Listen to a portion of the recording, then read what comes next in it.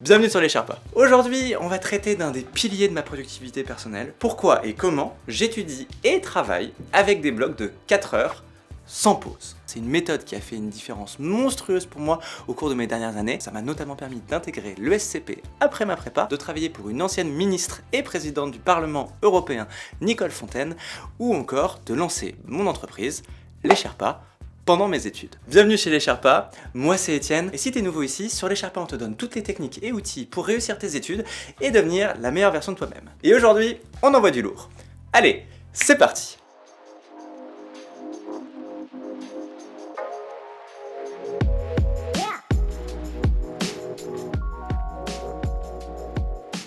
Pour que cette vidéo soit utile au plus grand nombre de personnes possible, j'ai décidé de la structurer en deux parties. Une première partie qui va t'expliquer pourquoi travailler en bloc de 4 heures sans pause fait une énorme différence et peut changer énormément de choses pour ta productivité. Et une deuxième partie, logiquement, sur comment faire, parce que tu t'en doutes, au début, se concentrer 4 heures d'affilée sans pause, c'est vraiment compliqué. Notamment si t'es au même niveau d'où j'ai commencé, c'est-à-dire des sessions de travail de 30 minutes avec des petites pauses de 5-10 minutes à droite à gauche. Alors que ce soit dit clairement, les conseils de cette vidéo vont t'aider, peu importe tes études, ton niveau, ou même ton travail. Évidemment, je te laisse aussi adapter un petit peu mes conseils à ta situation perso. Sans plus attendre, pourquoi est-ce que travailler par bloc de 4 heures sans pause peut faire une énorme différence pour ta productivité? En fait, j'ai adopté cette méthode en prépa quand je me suis mis à avoir une énorme masse de boulot à faire au quotidien et quand je me suis rendu compte que mes premières techniques du lycée ne marchaient tout simplement plus. Travailler avec 1, 2 ou 3 sessions de 4 heures dans la journée, ça va te permettre en fait de faire ce travail plus exigeant qu'on se met à avoir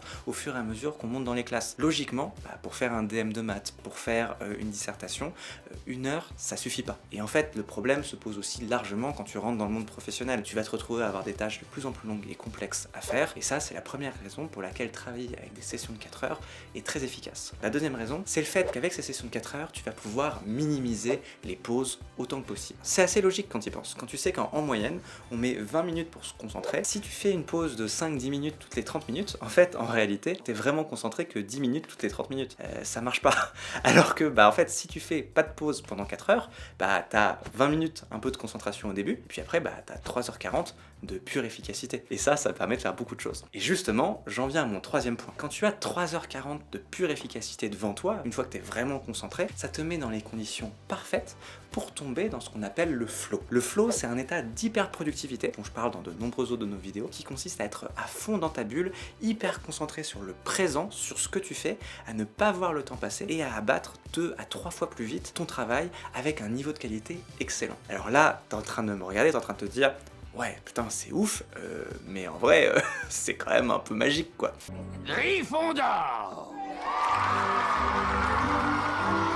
Et effectivement, un des premiers critères du flow, c'est de pouvoir être dans ta bulle. Pour pouvoir être dans ta bulle, il faut une longue session de travail dans laquelle tu vas pas avoir de pause, dans laquelle tu vas pas pouvoir te faire interrompre. Donc forcément, quand on a goûté au flow, en fait, on a envie d'y retourner régulièrement et cette technique permet de convoquer beaucoup plus facilement le flow. La dernière excellente raison pour adopter des sessions de travail de 4 heures sans pause, en fait, c'est que une fois que tu as fini ta session, en général, il reste quasiment plus rien à faire, t'es débarrassé et donc ça te permet d'avoir plus de temps libre. Franchement, tu vois, notre philosophie sur les Sherpas, c'est pas du tout de prôner le travail pour le travail. C'est beaucoup plus d'être dans une logique d'efficacité, de productivité, pour que tu puisses faire à fond ce que tu as à faire, que ce travail il soit ultra bien fait, et qu'en fait, tu puisses libérer du temps pour tout le reste, en fait, et pour faire tout ce que tu aimes. Et c'est pour ça que cette méthode est un véritable game changer.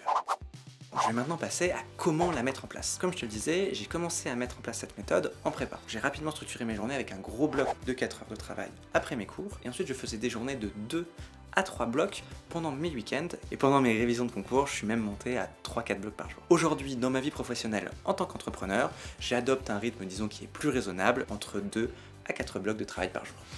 Maintenant, t'es certainement en train de te dire, ok, c'est super cool et c'est super intéressant, j'ai envie d'essayer, mais 4 heures c'est quand même un peu long et actuellement j'arrive à être concentré 30 minutes ou 1 heure d'affilée. Comment faire pour te hisser au niveau? C'est ce que je vais t'expliquer maintenant. Mais d'abord, petit café. Hop. Donc, la première chose pour que ces sessions soient efficaces, c'est de tout préparer à l'avance pour que quand tu commences ta session, tu n'aies plus qu'une chose à faire, travailler exécuter. La première chose en fait, c'est que tous les soirs, au moment où j'arrête de travailler, je me fais une to-do où je me note en fait les différentes tâches que je vais avoir à faire le lendemain. Ça en fait, c'est hyper puissant parce que ça te permet d'anticiper et de pas avoir besoin de te poser de questions sur ce qui t'attend le lendemain matin. La deuxième chose qui est hyper efficace en fait, c'est de préparer aussi tout ce dont tu vas avoir besoin pour faire les tâches ensuite efficacement. Par exemple, quand je devais bosser dans un bouquin de cours, en fait, le soir, je le préparais déjà sur mon bureau, ouvert avec un stylo pour marquer la page. Par exemple, si tu as des notes à prendre, du fichage à faire, et en fait, tu ouvres le logiciel sur ton ordinateur, tu le mets en grand dans la fenêtre, et puis ensuite, tu éteins ton ordi. Comme ça, quand tu rallumes, et en fait, c'est la première chose que tu vas voir. Ça va faire ce qu'on appelle un effet tunnel, et tu vas juste avoir envie de t'engouffrer dans le tunnel, ce qui va te permettre en fait de te jeter dans le bain et d'être concentré beaucoup plus vite. La deuxième chose hyper importante, c'est vraiment d'apprendre à rester vissé sur ta chaise. Parce qu'en fait, dès que tu as l'occasion de te lever, comme ce que je fais là pour que la vidéo soit un peu plus vivante, dès que tu as l'occasion de te lever, en fait, tu vas pouvoir aller te déconcentrer. Moi, par exemple, en fait, je vais aller passer la porte dans la fenêtre de ma sœur. Dans la fenêtre de ma sœur, je vais aller passer la porte dans la fenêtre de ma sœur. Non, je vais aller passer ma tête dans la porte de ma sœur pour lui demander comment ça va, on va discuter 5 minutes, et puis 5 minutes vont devenir 10 minutes. Ou alors, en fait, je vais utiliser mon téléphone, et à nouveau, en fait, j'ai envoyé des SMS, je vais finir sur les réseaux sociaux, et à nouveau, je vais perdre du temps. La technique, elle est hyper simple. Pour rester vissé sur ta chaise, moi la première chose que j'ai fait, c'est de choisir une chaise fixe, c'est-à-dire qui ne tourne pas, parce que ça en fait, dès que tu tournes, ça te donne envie de te lever. Dans la suite de ce que j'ai pu dire juste avant, en fait, avant de commencer à travailler, il faut vraiment que tout ton bureau soit prêt. Ton livre ou ce que tu as à faire ouvert au centre, et sur le côté, un petit snack et de l'eau si tu as besoin de boire ou manger. Et enfin, dernier ingrédient indispensable, mets ton téléphone le plus loin possible de toi. Au tout début, comme tout le monde, je faisais l'erreur de le laisser sur mon bureau, sauf que t'as une notif, c'est fini, t'as envie de la checker et donc tu te fais attraper. Ce que je me suis mis à faire dès ma prépa, c'est que je prenais mon téléphone, je le mettais en mode avion et surtout je l'éloignais au maximum de moi et je mettais des obstacles entre lui et moi, ce qui fait que quand tu veux checker ton téléphone, t'es obligé de te lever, de te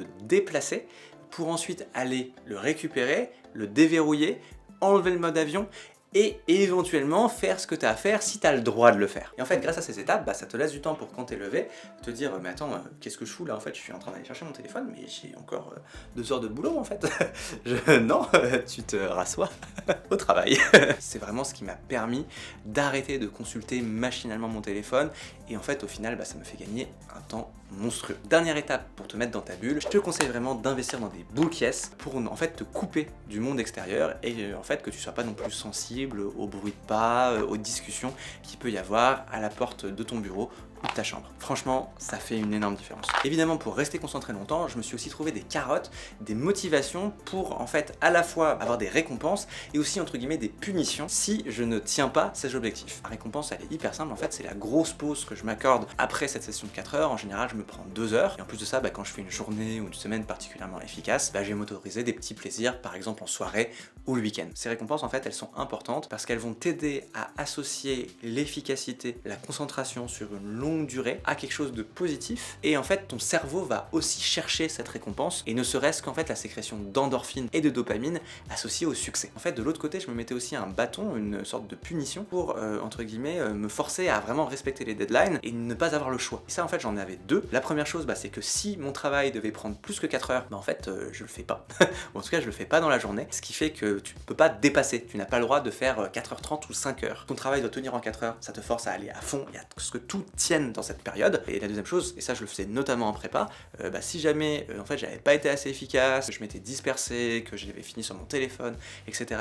Ma petite détente de la soirée, elle sautait. Tu vois, ça tu le fais 2 fois, 3 fois, et puis ça te fout un peu le seum quand même, et donc en journée tu te dis ah non, je vais reposer ce téléphone, et je vais quand même travailler, et comme ça je vais pouvoir profiter de ma soirée et de ma petite récompense à la fin. Dernier conseil hyper important pour que toi aussi tu puisses enfin faire des sessions de travail longues sans pause et devenir hyper efficace, c'est de te définir des standards, mais quand même d'y aller progressivement. Honnêtement, j'ai pas réussi à passer de 1 heure efficace à 4 heures efficaces d'un coup. J'ai fait un palier que j'utilise encore aussi aujourd'hui en fonction de la longueur des tâches que j'ai à faire, en prenant en fait ce gros créneau de 4 heures et en le divisant en fait en 2 créneaux de 2 fois 2 heures. Toujours sans pause. Donc c'est-à-dire que en fait sur le premier créneau tu peux faire la matière 1, sur le deuxième créneau tu peux faire la matière 2, et c'est le fait de changer de sujet qui va aussi t'aider à rester concentré. Et à côté de ça, au début quand j'arrivais pas à me concentrer, 1 à 2 fois par semaine, je me prévoyais un créneau de 4 heures complet dans lequel je restais concentré sur un seul sujet. De cette manière, tu vas réussir à travailler ton endurance pour finir par réussir à faire des longues sessions de travail régulièrement. Voilà, maintenant tu sais pourquoi et comment je travaille avec des sessions de 4 heures sans pause. Reste une dernière et ultime technique à connaître. C'est le nombre de sessions de 4 heures que tu peux caser dans une journée. Au début, j'en casais une de 8 heures à 12 heures. Puis rapidement pendant ma prépa, notamment pendant mes révisions, j'en casais 2. 8 heures, 12 heures, 14 heures, 18 heures. Et en fait, quand tu deviens très efficace, tu peux même en caser une troisième de 19 heures à 23 heures. Aujourd'hui, dans le monde pro et depuis mes études en prépa, j'ai l'habitude de faire 2 à 3 sessions de travail par jour. Une première de 8 heures à 12 heures, une seconde de 14 heures à 18 heures et une dernière de 19 heures à 23 heures. Forcément, c'est à toi de voir en fonction de l'intensité de ton besoin, mais je peux te dire qu'avec ce rythme de travail, il y a moyen de faire des miracles. Voilà, tu sais maintenant pourquoi et comment je travaille avec des sessions de 4 heures sans pause. J'espère que cette vidéo t'a plu. Si oui, comme d'habitude, vraiment lâche un pouce bleu, abonne-toi, active la cloche, ça nous fait toujours hyper plaisir et ça nous aide vraiment à faire grandir la chaîne. C'était Étienne des Sherpas. Et n'oublie pas que sur les Sherpas, tu es au meilleur endroit pour réussir tes études et devenir la meilleure version de toi-même. On se retrouve très vite dans une prochaine vidéo. Peace!